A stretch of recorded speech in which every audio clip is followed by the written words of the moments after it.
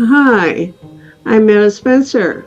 I tell you, I don't think many of us would like to be in Tehran right now, but that's where we're going, so buckle up. Today, we're going to have an adventure and go into a war zone.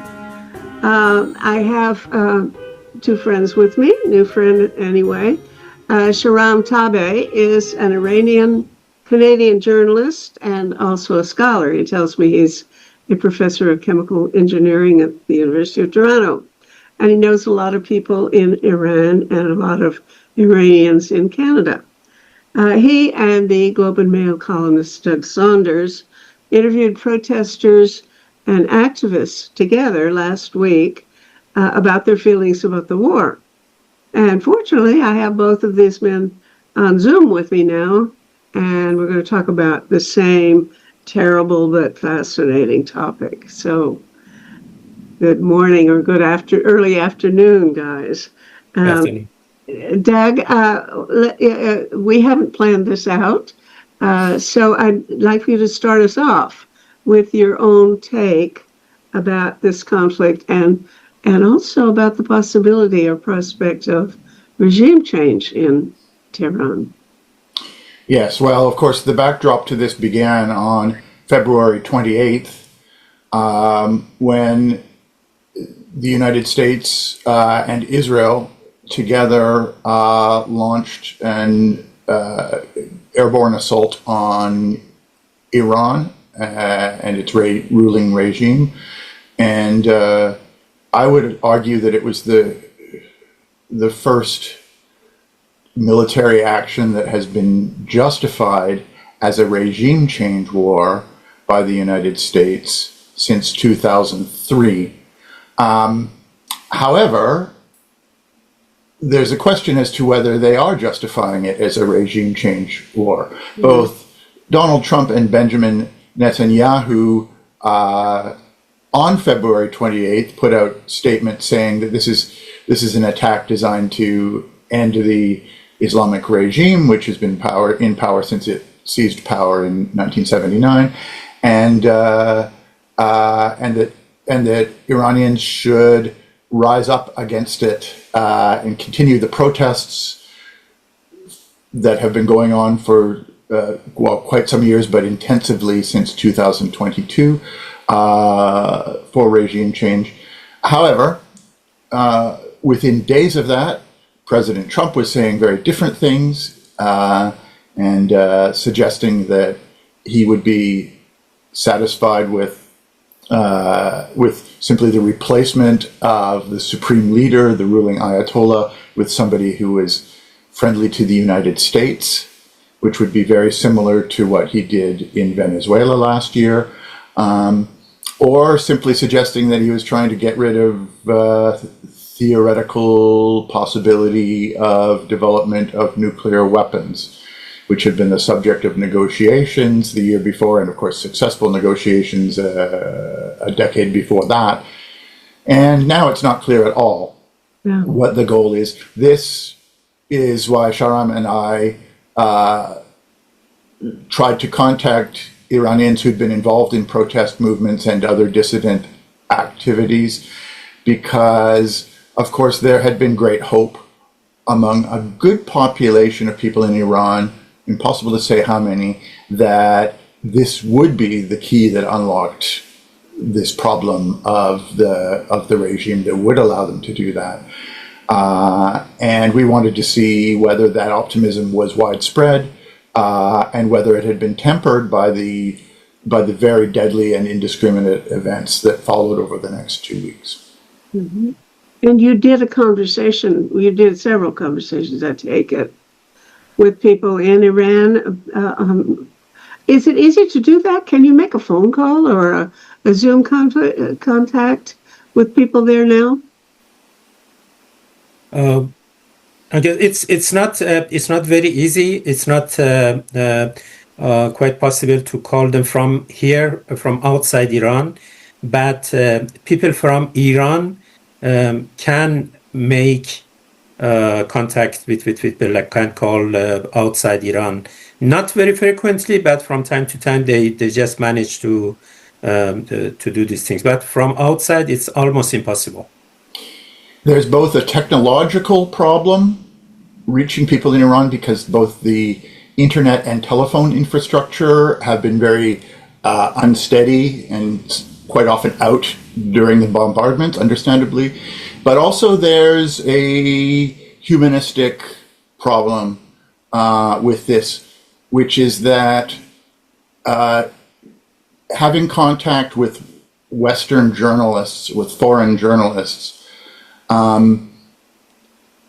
would get people in Iran in a lot of trouble if it was known. In fact, it could get them killed, and or at least imprisoned or something like that. And as we saw in the revenge killings on January 8th and 9th of this year, when thousands, we don't know how many, but thousands of protesters and former protesters were executed or assassinated, the stakes can be quite high. So you don't want to communicate with anybody who could be identified or who could be traced through personal connections or who is using the type of phone connection that could easily be monitored or traced. So we avoided the people closest to us, and we took great care in using secure technologies. Well, that sounds like what I worry about calling people in Russia because of the same thing. You never know. Some of them are very willing to talk and even will come on Zoom on a talk show with me. And I don't know why they're risking their lives, but I think they may be doing so. And also lately I've been trying to contact old friends in Israel and can't even contact them. They're not answering.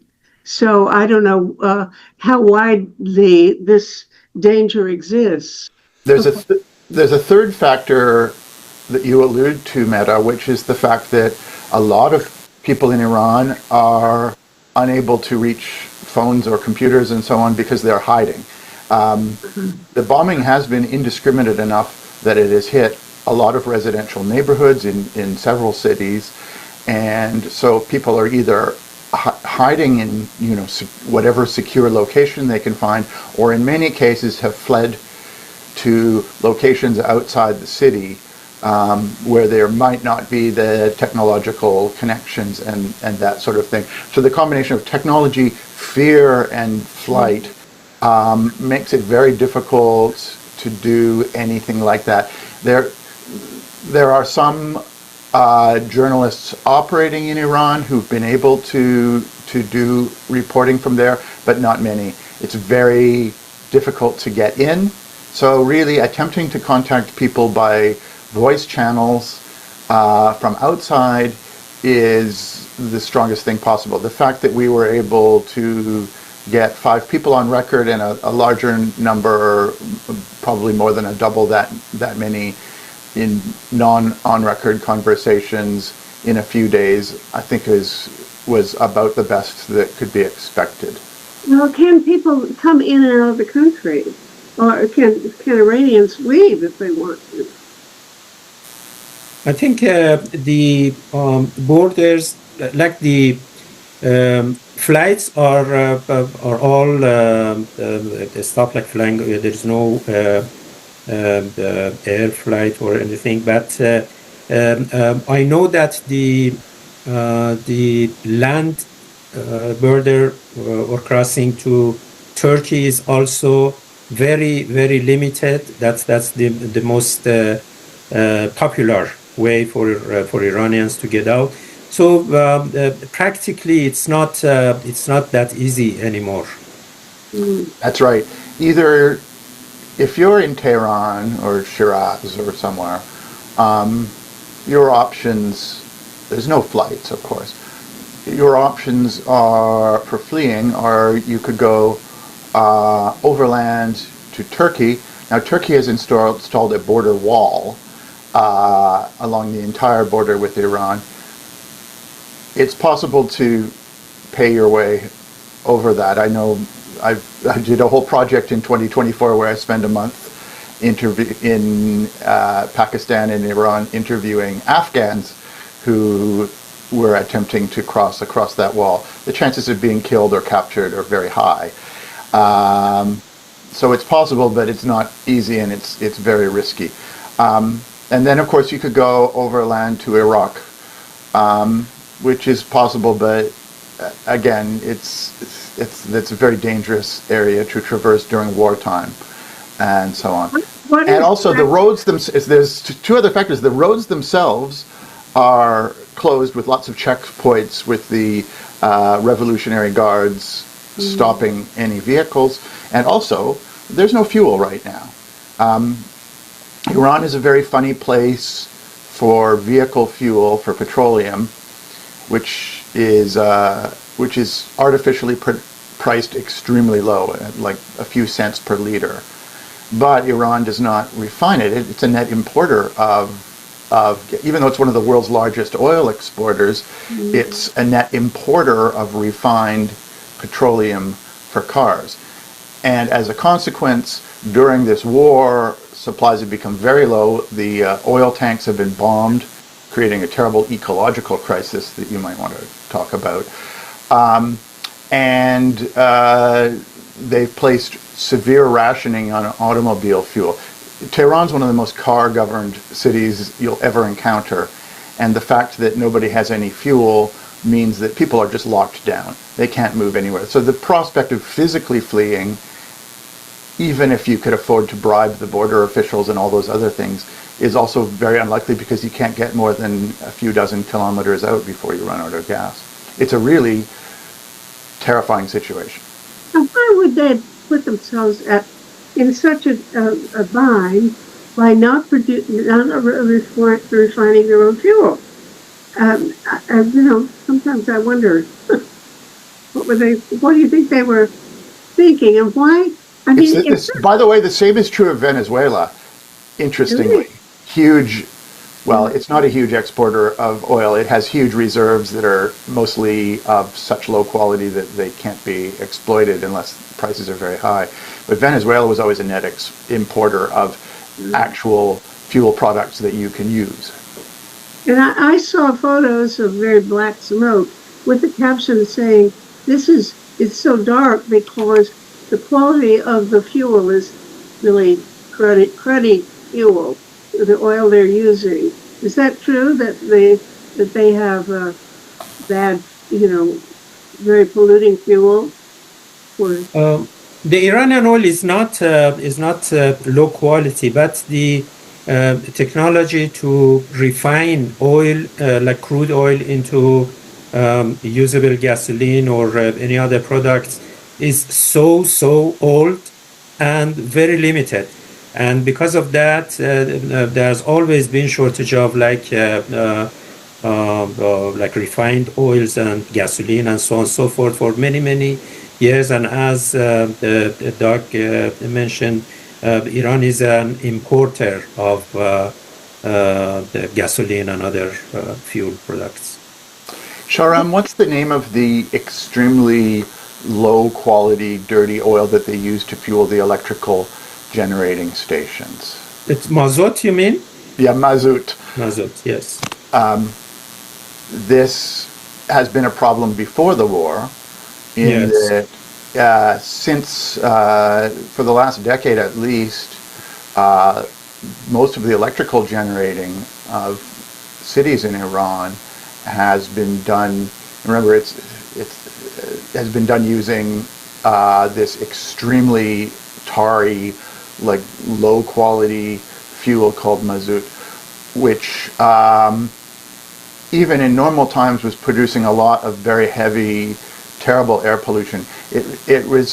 Iranians had always said to me that in Tehran's shaped like a bowl, like Los Angeles, so you have the same sort of smog problem where if there's a low pressure zone, it keeps all the emissions down at foot level so you can breathe it. So people had already said to me that living in Tehran during certain seasons was like smoking a pack of cigarettes a day. It's a little bit like how in the former communist East Germany, they generated all the electricity for Berlin, East Berlin and Leipzig and Dresden using soft coal, lignite coal. And I remember the one time I visited while it still existed that East Germany smelled like this heavy, thick smoke in the air. That's where the electricity came from. So Iran had already had this problem with this thick, heavy, ecologically catastrophic source of electrical generation. And then the Americans and Israelis bombed the tank farms that stored all of this mazout, all of this heavy oil. And those are, as far as I know, a week later, those are still on fire. And everybody's photographs from Tehran shows the sky just being black. Yeah, normally this mazout is responsible for approximately 1/4 of the air pollution in large cities such as Tehran. And Tehran is very similar, like from the environmental perspective, it's very similar to Mexico City. They both are surrounded by mountains, and then just like Doug mentioned, it's just like a bowl, and the phenomenon called inversion always happens such that the heavy air which is polluted comes actually lower. So people feel it very frequently in their everyday lives. Well, obviously, we're talking about things that they're suffering from multidimensional problems, but I expect the thing that's on their mind most is getting bombed. Tell us what you tell the rest of the world, what you actually wrote about your conversations the other day. I read the article Doug published, but not everybody knows. So whom did you reach? What kinds of people did you reach? And is your network sort of like mine in that the only people I know are people who mostly agree with me? I live in a bubble. And not like Doug. I mean, he sees the wider world. But if I were interviewing people, I would probably go to people who think the way I do without really intending to be selective. But do you have a wide enough network to feel that you have anything like a sample of anything in Tehran?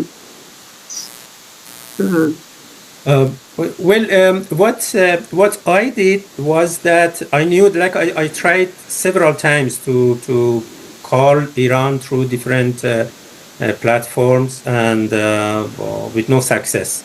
Then what I heard was that people can call from Iran. So what I did was that I called a few friends in Toronto and asked them if they receive calls from Iran, like after they talk their private things and so on and so forth, bring me online and let me talk to whoever they are talking to. So basically, it was very random. So I just received calls from a very few friends who received calls from Iran, and then I managed to talk to the person that they were talking to. Mm-hmm. The big concern, and Meta, you're right to pinpoint this, and as a sociologist, your sensitivity to samples and research methods and so on is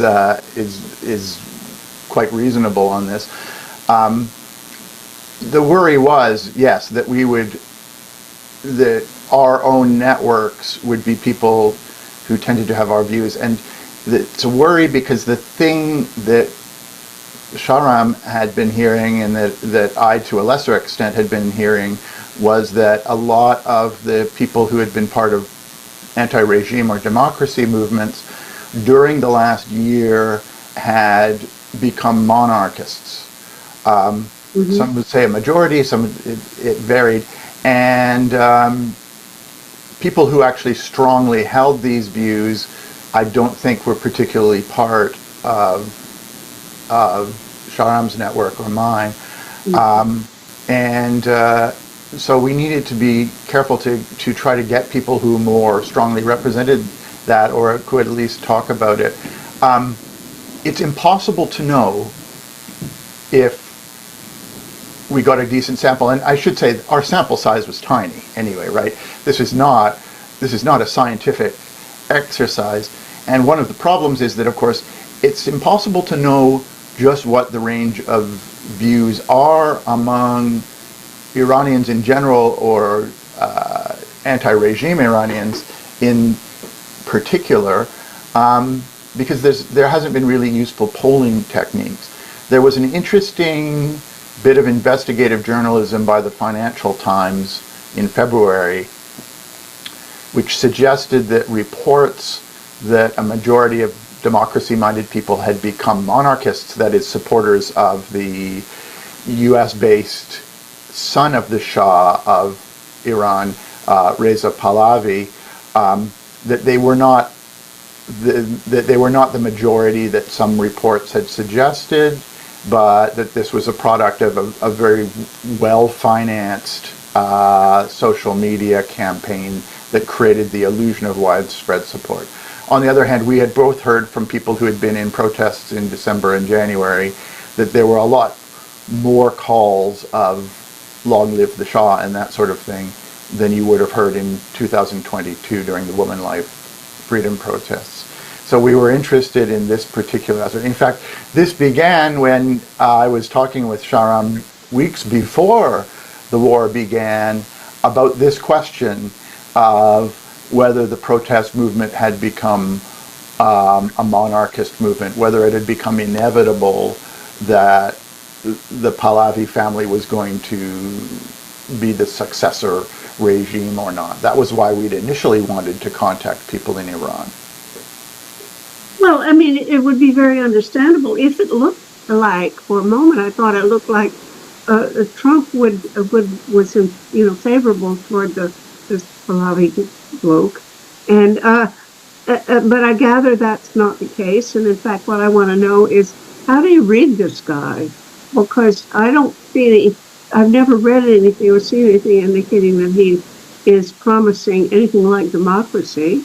But the people who were anti-regime, some of them are saying, well, he's better than what we have, so let's go with that if there's a good chance.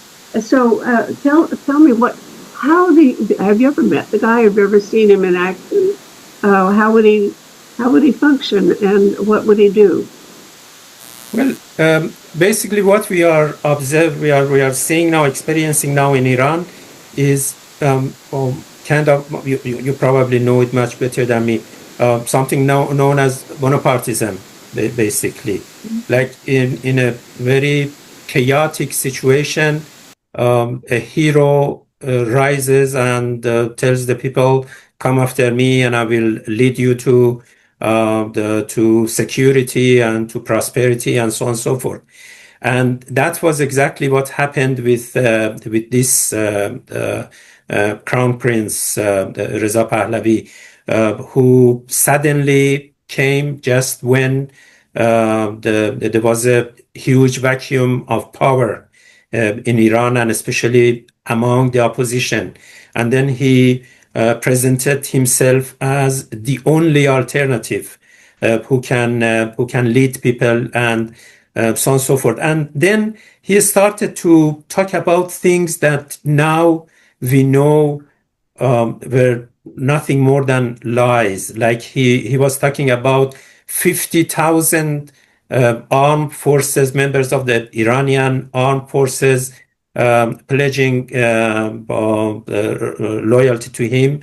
And eventually, when time came, like during the massacre of 8th and 9th of January, we didn't see anything. We didn't see one single armed force opposing others or be executed or whatever for resisting against the government and so on. And not only that, but also we didn't even hear one single of these armed forces warn the Crown Prince Reza Pahlavi that hey, be careful. The Revolutionary Guard is planning to have a massacre and kill so many people. So don't ask people to come out. like especially after January 8th. Now that we look back, the wise thing to do was to just issue a statement from Reza Pahlavi telling people that, hey, people, I know that you are ready to do whatever and so on and so forth, but stay home because there will be a massacre. Instead, he again called them into the streets, and that increased the number of casualties. And from that perspective, he was responsible for many of these killings. As Shahram noted, also, the incident in which a missile struck a girls' school, killing as many, estimated 140 children, which there's a lot of strong evidence now that that was a U.S. launched missile, and it was evidence of very careless targeting. Reza Pahlavi not only didn't mention or condemn that particular atrocity, but he instead put out a statement mourning the death of however many U.S. soldiers it was, 6 or something like that, which I think was disillusioning to a lot of people who had been marginally supportive of him in Iran. I mean, we noticed there's a distinction between people who had become hardcore monarchists who really thought that the best thing for Iran would be a return of the rule of Shahs, and then the opportunists who believed, without much evidence to support it, but believed that Reza Pahlavi could be a transitory figure, that he would oversee the transition to democracy, and that it would then run as sort of a constitutional monarchy like Canada, for example, or Sweden or Japan or what have you. He's never said anything to suggest that he favored a transition to democracy, as you noted, Mehta. Now that's becoming quite evident to some people in Iran. Many seemed to still hold out hope that he could. But it should be noted, as Shahram said, that President Trump no longer talks about his installation as being the future of Iran, and in fact has dismissed him as being something like that, being not a very viable figure. Now, I remember when I was in Iran in late 2000s, early 2010s, the topic of Reza Pahlavi was a bit of a joke, right? People would say, I mean, everybody knew about him because he had a satellite TV broadcast that came out of Los Angeles and that people in Iran could receive. People in Iran preferred to watch CNN on their satellite dishes, but you could get his channel. And he was regarded as somebody who was admired by the out-of-touch diaspora in Los Angeles and Toronto, and which are the two big cities of Iranian settlement. And even in 2022, I'm told, there was really no major constituency who saw him as anything other than that, as anything other than a darling of the diaspora. And somehow between the Women Life Freedom protests in 2022, 2023, and then the large protests at the end of 2025, something changed. Shahram, do you have any sense of what changed and how that changed? Yes, actually, it was mostly media campaign. One TV channel that is watched very frequently by Iranians is called Iran-International, based in London. Actually, they moved to Washington a couple of years ago, but they used to base in London, England. And then since like a year ago, they started a campaign around the Reza Pahlavi, and then they started to come like his hardcore followers outside Iran, like in Toronto, for example, they started to disturb the demonstrations outside Iran, for example, in Toronto, and chanting like chants in favor of Reza Pahlavi, and then just 1 week before the start of the uprising in late December, his followers in Iran, for the very first time, they attacked Narges Mohammadi, who is the Nobel Peace Prize laureate. She was out of prison, like temporary out of prison for some medical reasons and so on and so forth. And as usual, she braved to have a speech against the government. And when people were listening to her, these monarchists attacked her. They threw a stone at her. They pulled her hair and did so many things, like and chanting "Long live the king" and so on and so forth. And that was the start of this this far right movement to rise in Iran. The Iranian people, one thing that I should mention here is that the single word that can define the psychological the state of the Iranians inside Iran is desperation. They have done so many things in the past few decades. The biggest was Women Life Freedom Movement. Many before that, I don't want to go through them, but they tried so many times to overthrow the government, and they gained so many victories, but not enough to change the regime. And that desperation on one hand, and rise of this far right movement on the other, coincided and kind of generated a synergy that so many people started to chant like Javid Shah, long live Shah, and so on and so forth in demonstrations, and other people just followed. And what I know, especially from the people in Toronto, is that the absolute majority of people who participate in these demonstrations in Toronto are people who just feel responsible, feel sympathetic. They want to show sympathy towards Iranian people, towards people who are suffering in Iran because of the Islamic regime and so on and so forth. And they just go to these demonstrations to show their support for the Iranian people. It is not necessarily support for Reza Pahlavi. However, they don't mind. It's as simple as that. They don't mind going to a demonstration that is called by Reza Pahlavi, but it does not mean that they support him.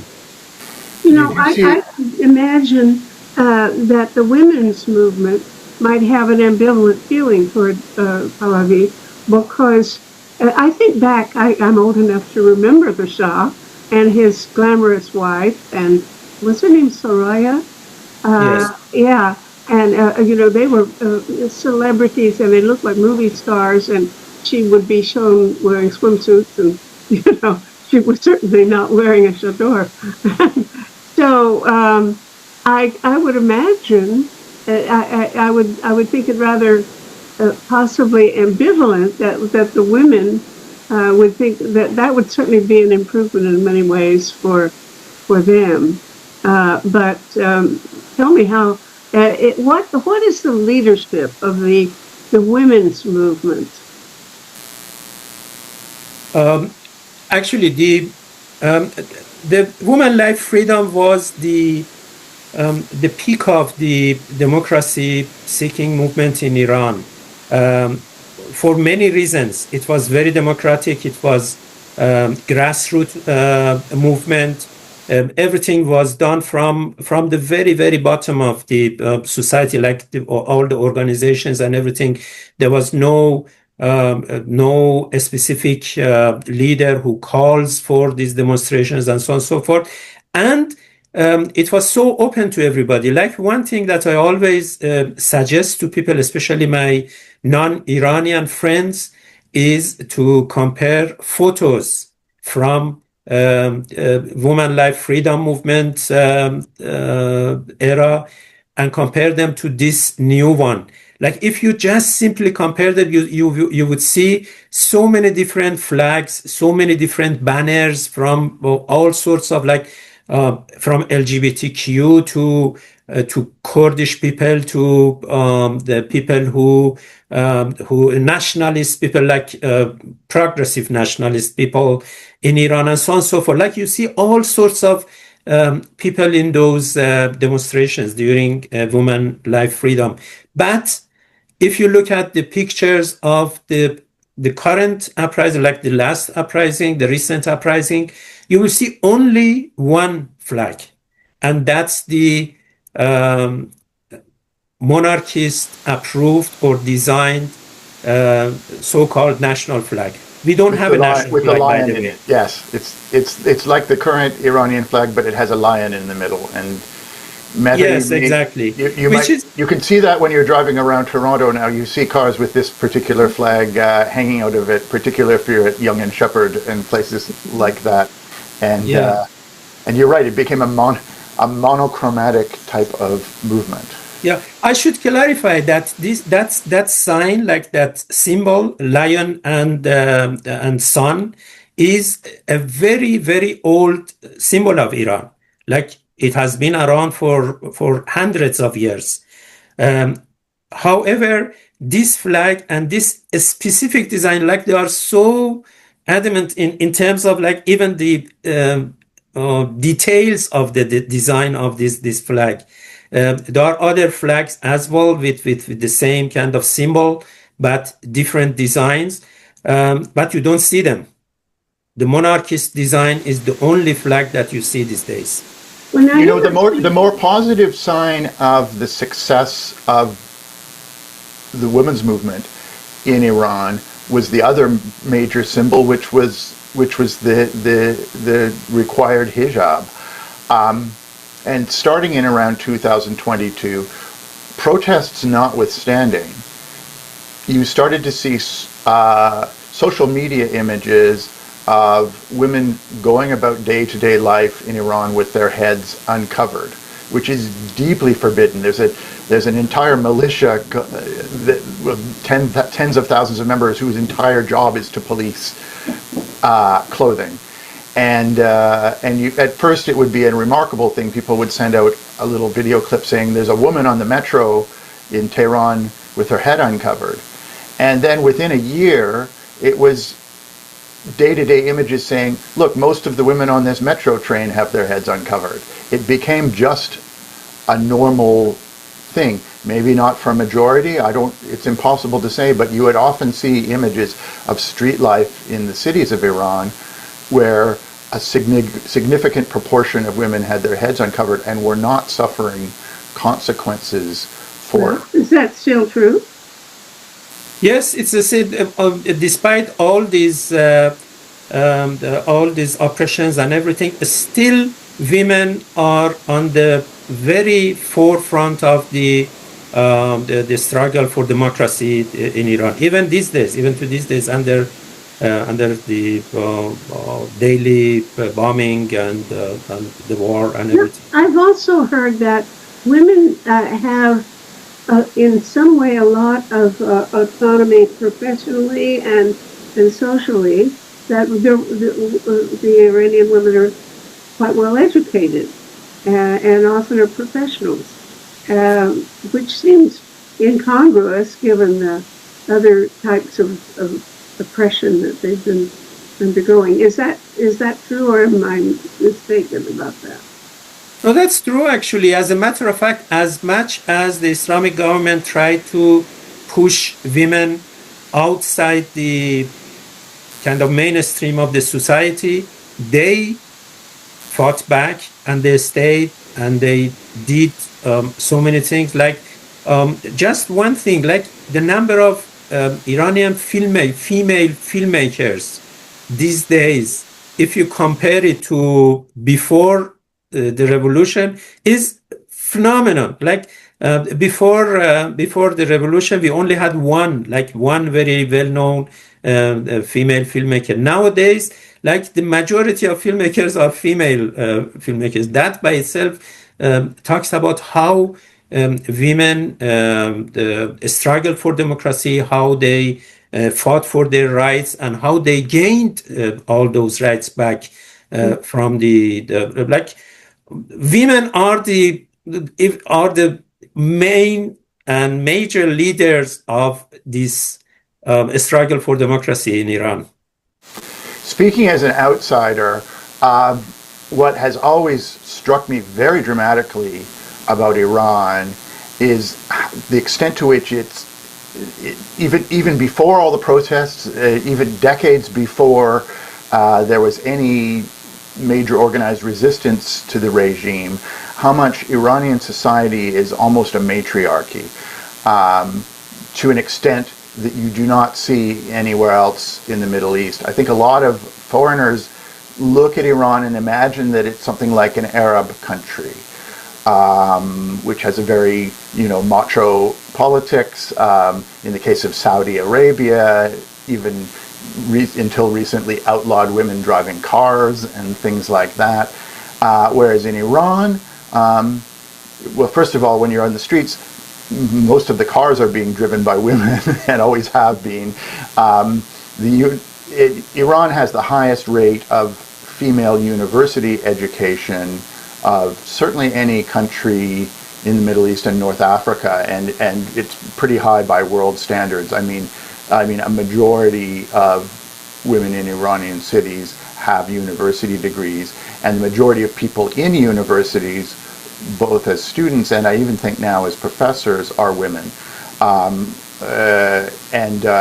So it's not so the weird thing is there's this sort of two parallel tracks that have been going on almost since 1979, where at the official administrative level, it's an Islamic state where women are meant to be subordinate both in appearance and in their role in life. But the society just has sort of trucked on under that at its own level and has been very much led by women in intelligentsia, in the arts, in daily life, in professions, and things like that. It's an enormous contrast with anywhere else in the Middle East in the fact that it's such a both a feminine and feminist civil society. That is odd, isn't it? Okay. Look, I want to know what you think is going to happen. I mean, I don't think that, it's pretty clear now that Trump doesn't really care whether he changes the government to a more democratic system. In fact, probably he'd rather not go there. But he'd like to keep control over things. And I guess he thought he was going to get control, and it looks like he's not. So what are the odds? I read somebody who said, probably made it up, but that there's never been a case where a bombing campaign resulted in a regime change. I don't know whether that's true, or I don't even quite know how to find out. But what do you think the odds are that there could be a regime change if Trump really cared one way or another? Well, I think the Iranian people are now they are stuck in the worst position ever. Like if the war ends without a regime change, then there would be a huge bloodshed in Iran by the regime. Like they will take the revenge of whatever happened during the war on the people, and they will kill thousands of people. It's something that everybody today, it's the scenario that people are talking about and thinking about. If the war changes without regime change, and then if the war changes, the ends with regime change, that would be another disaster, because then there will be civil war, there will be parts of Iran that would try to separate from Iran. There would be a complete chaos, like Libya, like Afghanistan, and so on and so forth. We will be going down the worst case scenario. The only thing that I was always thinking about was that just before the start of the war, the student protests started again, or restarted, just as a continuation of the uprising of the January. Oh, And I didn't hear that. There was already unrest, like protests were going on before the bombing began. yes, exactly. Oh. Just before the start of the war, for something like I would say something like 10 days or so, when the universities like opened again, the students were again chanting against the government and so on. And the people outside, they were just observing how the regime, the Islamic regime, would react. And the regime, as a matter of fact, didn't react. And my interpretation always was that it was because of the fear of the war. They were scared that if they try to oppress university students as much as they did, like the ordinary people, a few days before, the United States would attack. But everything stopped. Like that air bombing and the military action was at the worst time possible. Like it just stopped everything that was going on naturally within the society and by the people. People would have, if the war did not start, people would have joined the students very quickly because they were ready. Everything was ready again. But what would happen now? The best scenario that I'm thinking of is that within the Iranian opposition, the democratic opposition, I'm not talking about the far right and the monarchists, but the rest of the opposition who believe in democracy, from moderate right to moderate left, they are working very hard these days to make a coalition, to make a united front, just for democracy in Iran, not for a specific government or a specific type of government. My only hope is that these efforts would result in some kind of democratic alternative that would be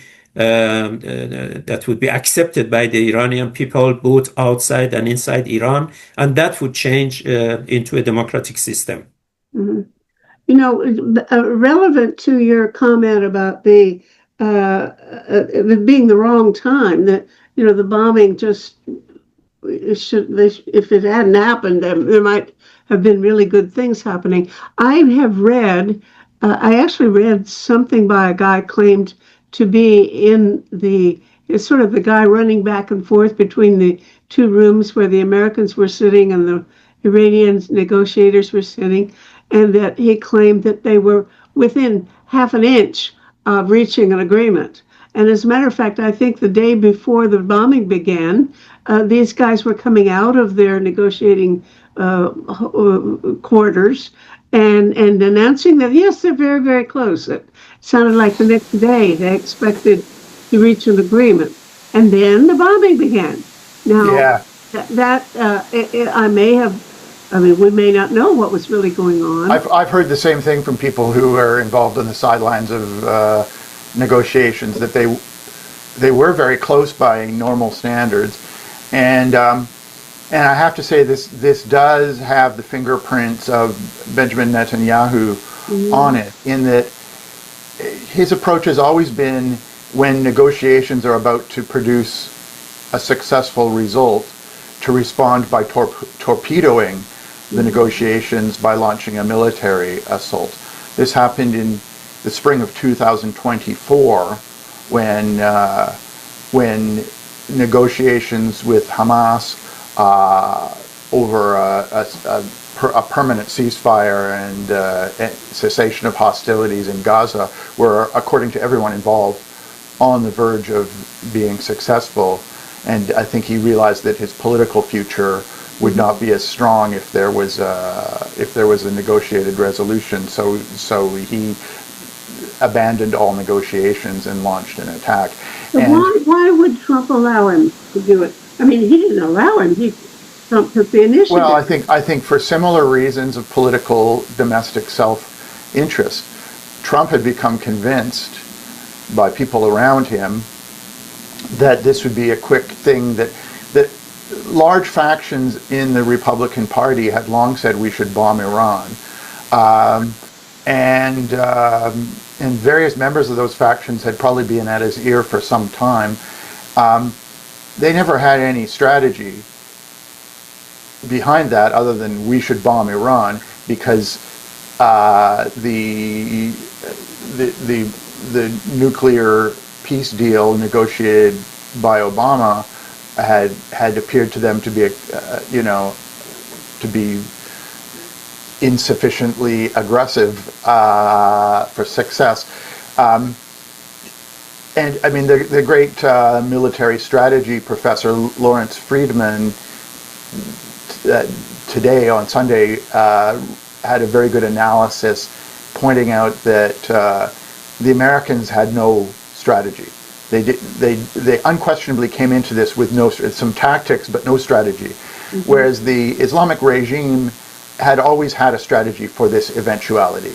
They had long thought this would happen, and they had a well-planned out strategy to replace any assassinated leaders very quickly to ensure their survival, and it's what Friedman called a Gotterdammerung strategy, or a scorched earth campaign, which is in part designed to ensure that if their regime does fall, that the successor regime will inherit nothing but ruins, that they won't be able to function. So the regime's strategy is to ensure that if they fall, it will be chaos and civil war. And I'm afraid some of the actors in the region also would like Iran not to develop a democratic regime in replacement of the Islamic Revolution, but instead to be perpetually at civil war and chaos. Certainly the Saudis, I think, would prefer that sort of state so that Iran can never be a competitor for regional dominance, and so on. Does Netanyahu prefer an Iran that's chaotic and fractured? It's hard to say. Different people say different things. The Gulf states, the Gulf kingdoms, do not want that. They realize that a violent Iran fractured in its civil war would be very bad for their own self-interests in terms of their own security from terrorism, in terms of their own tourism economies, which are very important, and so on. So there are different views. I think Turkey would not be very happy. Turkey's been one of the great victors out of this because it's not involved and it manages to maintain its regime very solidly. I don't think, however, that Erdogan would particularly want to have a warring, fractured state sending tens of thousands of refugees across its border as one of the things in its neighborhood. So there's a mixture of interests going on. The United States has no national interests in this campaign, zero. Americans know it by now. And I think the American people are quickly realizing that this is causing their oil prices to go up, that the notion of a nuclear strike by Iran in the near future was never more than a distant possibility, and it probably hasn't even been eliminated by this, and that there's no interests served here. Various countries in the region may have various interests in having a secure Iran or having a fractured Iran, and unfortunately the victims of this predominantly, as Shahram has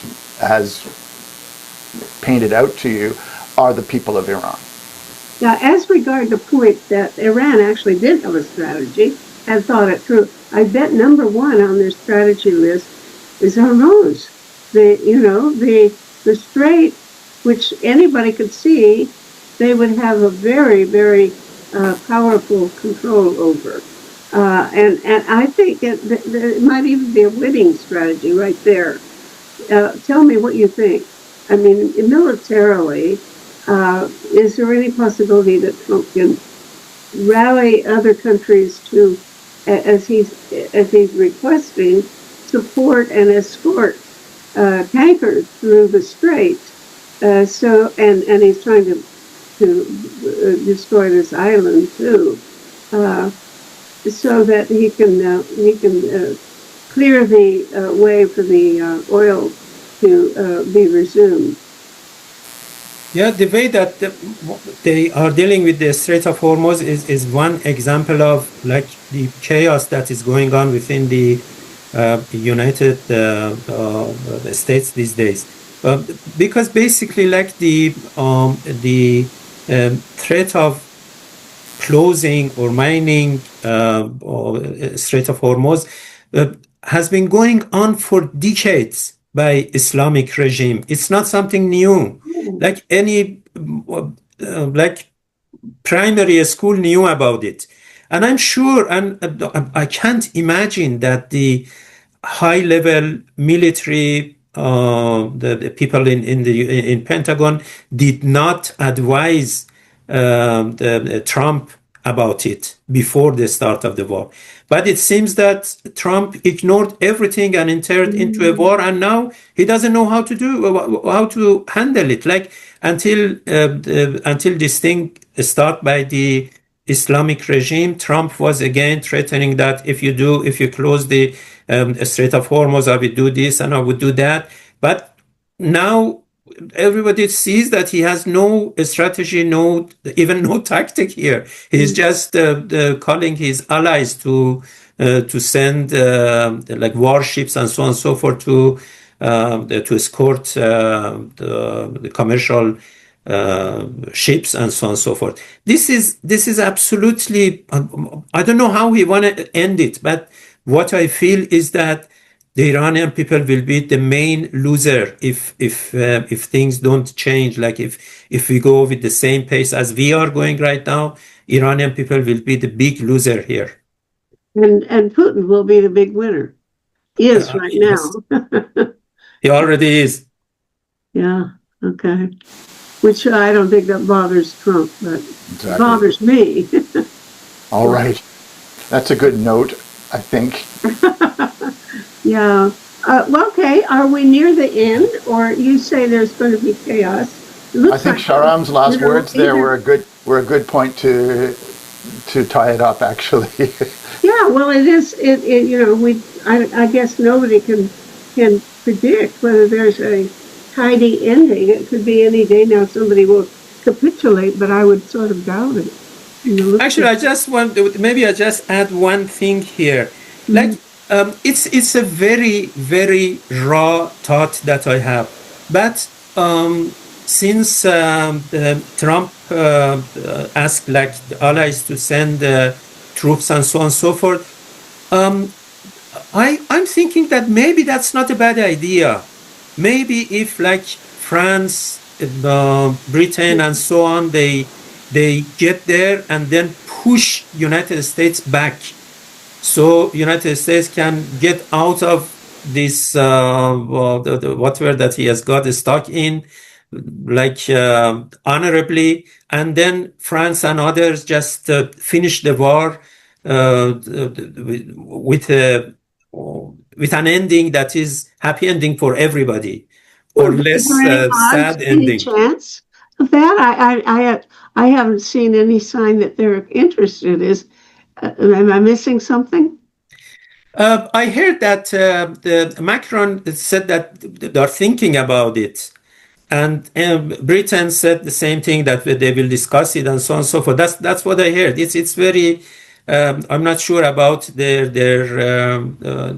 final decision or anything, but that's what I'm hearing from the news these days. Doug, what do you think?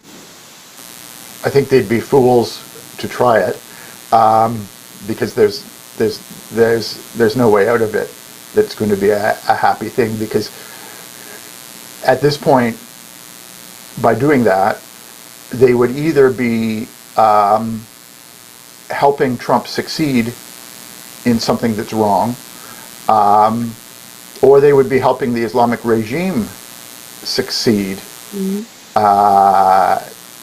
in the fact that any intervention like that would want, the European powers would want it to be sufficiently limited that it would not actually contribute to the unseating of the Iranian regime. And we can have another conversation in the future about the general topic of wars of regime change. But I would say the only time anything like that has been helpful is in cases such as Libya in 2011, where there was not a war of regime change. There was a population that was within weeks of overthrowing a dictator who was going to murder them all if they failed, and a group of NATO countries got together and provided a little bit of air support to what was already happening, successfully, within the limited parameters of that operation. But that was not a war of regime change. You don't find examples of aerial bombardment resulting in a beneficial outcome for the people of the country that's subject to that bombardment. It would have been nice if South Vietnam had become the governing party in Vietnam, with or without the help of the United States. But partly because of the help of the United States, that was not the outcome, nor was it in Iraq or Afghanistan or plenty of other places we can name. So European leaders are in a bit of a mess right now, and I think a large part of what they're doing is calibrating their messaging so that they can send messages that may lead to an off-ramp for the United States. But I think in terms of actual actions, it would surprise me a lot to see them doing what Trump is begging for. And I have to say, it's a little bit depressing to see him in the very same messages, Trump, declaring absolute victory and destruction of all military capabilities of the Islamic regime. And also, by the way, could anyone, including China, in some of his posts, please send some warships because we're being devastated in the Strait of Hormuz by Iran's remaining military capabilities. So, that's not strategy. That's not even tactics, as Shahram said. Yeah, well, we've covered the waterfront, and I don't think we've wound up with much more clarity than we began, right? The whole thing is confusing, but I've learned a lot, and I found it extremely interesting. It's certainly a horrible mess, but you can't take your eyes off the thing. So thank you both, and we'll be back in touch, I'm sure. Appreciate it very much. Okay? Thank you. Thank you, Meta. It's always a pleasure. Okay, bye.